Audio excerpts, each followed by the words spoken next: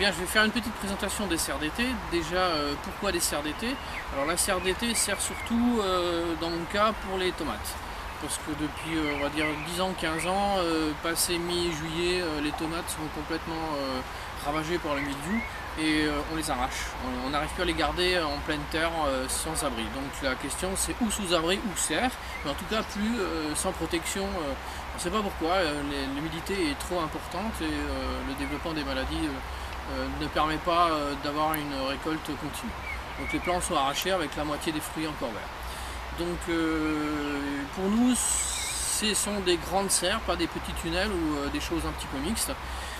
Pourquoi parler de la serre alors que la plupart du temps les gens font leur serre dans leur coin? On trouve énormément de serres bricolées par les jardiniers qui sont souvent très belles, qui sont des condensés d'astuces, d'ingéniosité, de débrouillardise et de savoir-faire improvisé.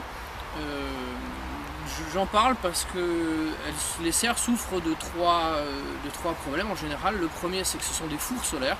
À l'intersaison, c'est parfait, il suffit de mettre un voile et tout se passe bien. En été, c'est insoutenable, les plantes meurent ou alors ont une croissance bloquée. La deuxième chose, c'est qu'elles sont arrachées. Là aussi, des voisins médisants m'ont tout de suite dit ah mais de toute façon votre serre elle va pas tenir 2 jours, elle va être arrachée par le prochain vent. Bon, elles ont subi 2 tempêtes, ça fait 4 ans qu'elles sont là. Et une forte épaisseur de neige, ça tient bien quand c'est bien conçu, c'est pas parce que c'est une bâche plastique que ça ne doit pas résister, ou pas durer.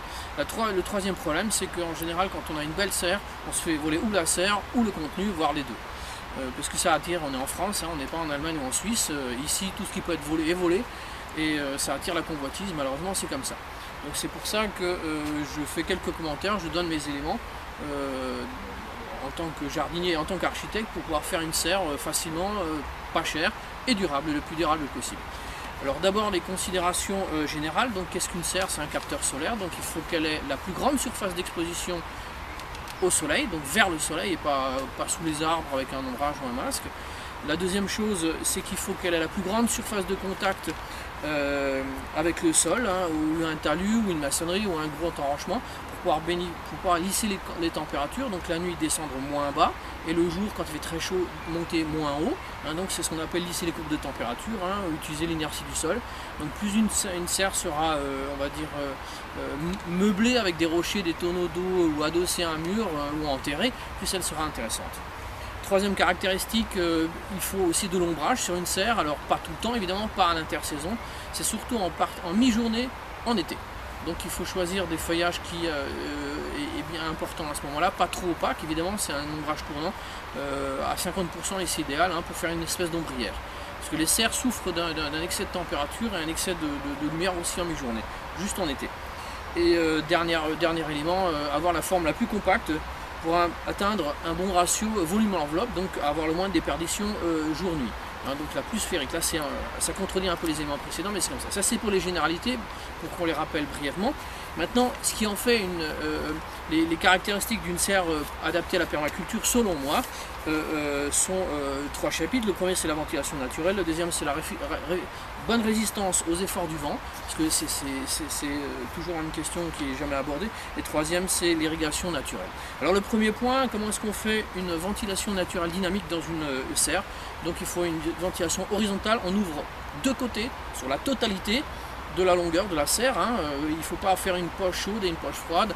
Moi, je l'ouvre en partie basse, c'est ce qu'il y a de plus simple, donc on fait le bas des jupes, le bas de la bâche qui est remontable, et en fait elle est tout le temps ouverte, sauf avant les seins de glace et à l'automne. Là c'est fermé, mais sinon en été, tout le bas des serres est ouvert. Dès qu'il y a un petit courant d'air, tout l'air chaud est balayé, et donc ça limite la poche. Et en partie supérieure, donc ça c'est verticalement, il faut mettre une trappe pour éviter la formation d'une grosse bulle d'air brûlant dedans. Donc il y a plusieurs possibilités, soit on met un lanterneau, ce qui est très compliqué, soit on met une fenêtre haute, c'est pareil, on n'arrive pas à la fermer correctement, même avec un châssis, une tabatière ouvrante, c'est compliqué. Le plus simple, c'est mettre des portes très hautes, beaucoup plus hautes que normal. Si vous avez une serre de 2,50 m, vous mettez des portes de 2,50 m, même si vous ne faites pas 2,50 m de haut. Voilà. La résistance aux efforts du vent, alors là on est dans le délire complet, souvent on voit par exemple la serre la plus aberrante qu'on a, c'est la serre géodésique ou semi-hémisphérique. Celle-là est totalement aberrante. Pourquoi? Parce qu'en fait elle est composée d'une somme infinie très importante de petites surfaces de bâche transparentes. Or on sait que la jonction, le scotch ou la couture résiste beaucoup moins que la bâche elle-même. Donc ça veut dire énormément d'entrée d'eau, c'est pas forcément très grave, mais ça sert à rien de protéger à ce moment-là les tomates s'il pleut dedans tout le temps de l'eau de pluie. Et surtout ça se déforme et ça résiste pas au vent. Les scotch durent même pas 5 ans, alors que la bâche dure à peu près 15 ans, la bâche professionnelle. Donc c'est une aberration complète. Donc premier principe, il faut absolument avoir un film posé d'un seul tenant. Et pour ça, il n'y a qu'un seul secret, c'est la saucisse ou la serre-tunnel. Donc on met un contenant qu'on saucisse, qu'on verrouille, qu'on tortille aux deux extrémités, et ça fait une saucisse. Pour une serre, on n'a pas un contenant de révolution complète, c'est une demi-saucisse, donc ça on appelle une serre-tunnel. La serre-tunnel, elle a mis des dizaines et des dizaines d'années pour avoir été mise au point.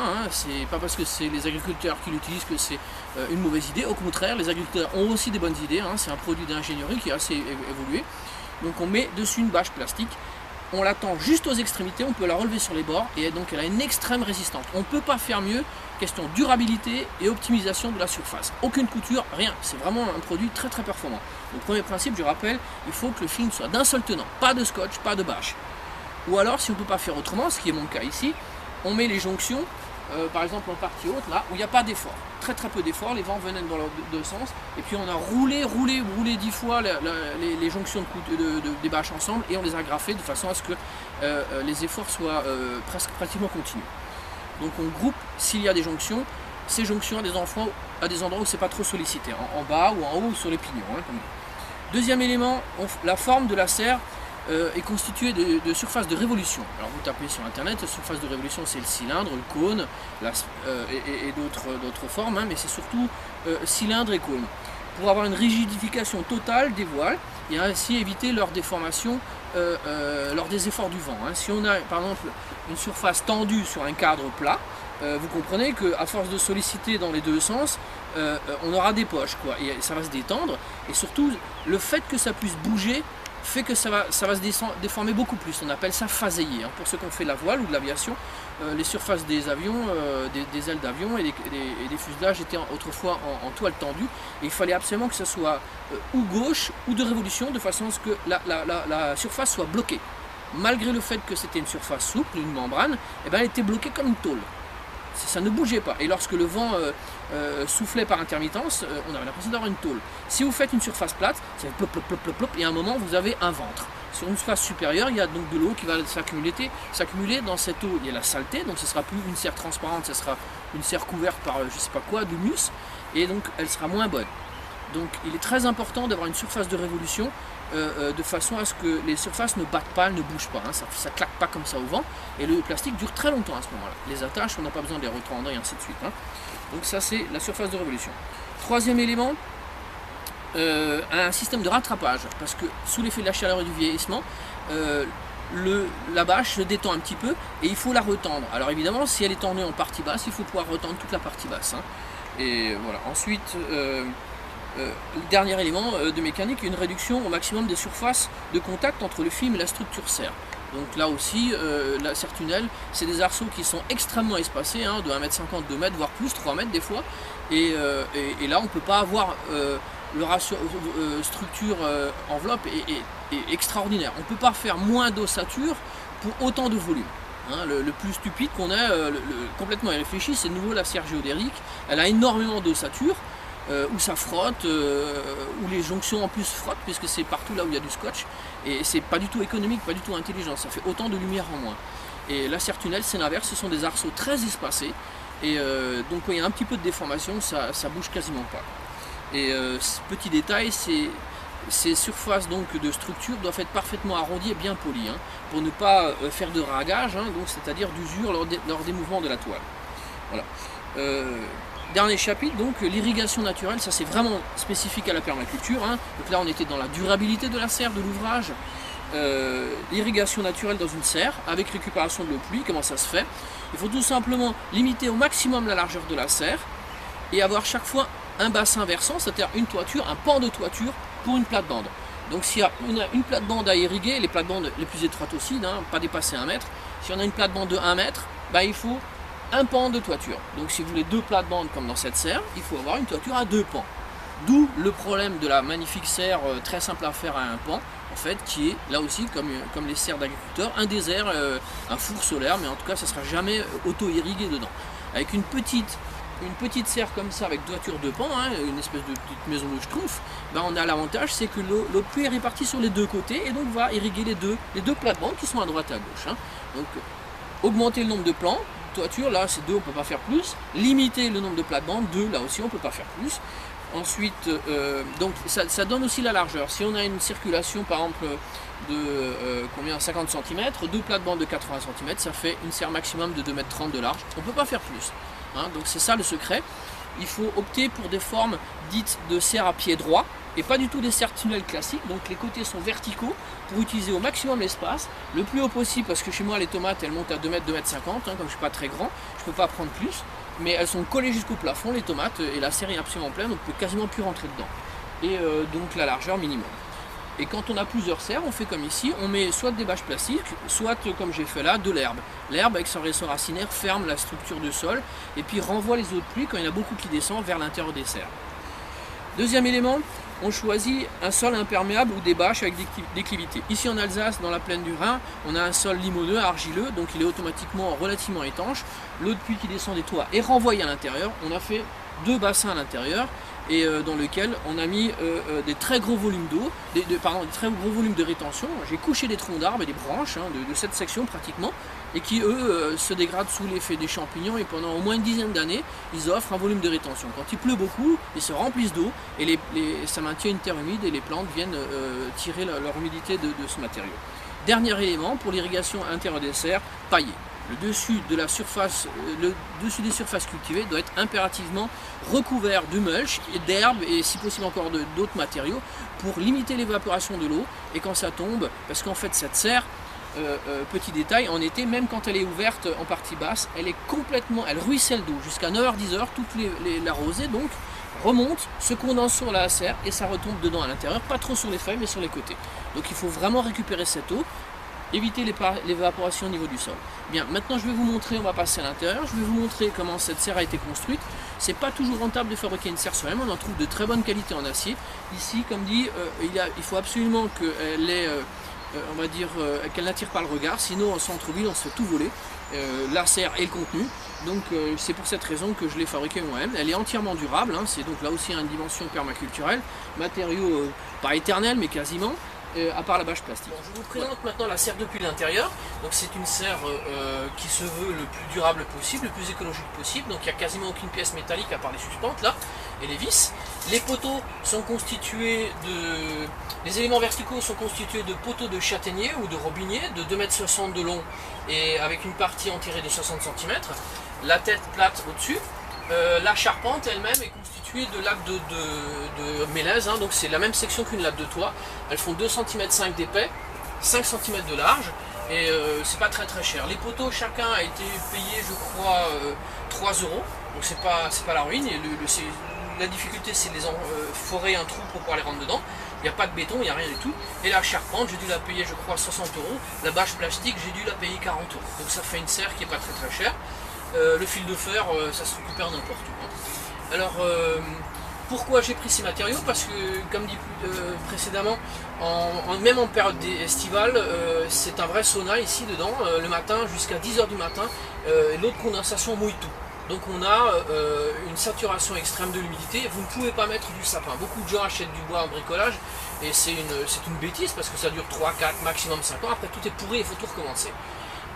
Ici, on a peut-être un coût de 20% en plus, surtout si vous achetez tout le bois en Syrie ou à des forestiers, des piquets à des forestiers, ça coûte pratiquement rien et vous ne verrez jamais la fin d'une serre comme ça. La bâche plastique, elle est achetée dans le comptoir agricole, elle est donnée je crois pour 15 ans, maximum 20 ans. Hein, c'est de la bâche professionnelle traitée anti-UV.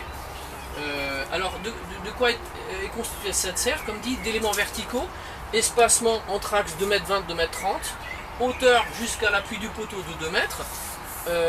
Ici le poinçon de la ferme de charpente fait 60 cm de haut. On voit bien que donc c'est une ferme à entrée. Ici j'ai fait un petit encastrement dans la découpe des bielles dans l'entrée pour pouvoir reprendre les poussées. Il y a une grosse vis là qui tient là. Là c'est simplement vissé par 2 vis du bas. En partie haute, j'ai taillé aussi le poinçon pour pouvoir encastrer, reprendre les efforts des deux bielles dans le poinçon. Et un fêtage, une planche de fêtage en haut de 10 cm de haut en mélèze, avec un bord raboté rond dessus pour ne pas user la bâche. Idem ici aux égouts. Les égouts, ce sont donc des planches de 10 cm de haut avec les bords bien rabotés. Et tout en bas, à 50 cm du sol, deux planches sur les longues façades sur lesquelles j'enroule la bâche. Donc à partir des seins de glace, je remonte les bâches, elles sont permanentes ouvertes. Et puis je les fixe avec des pinces à linge, des pinces de bureau, n'importe quoi.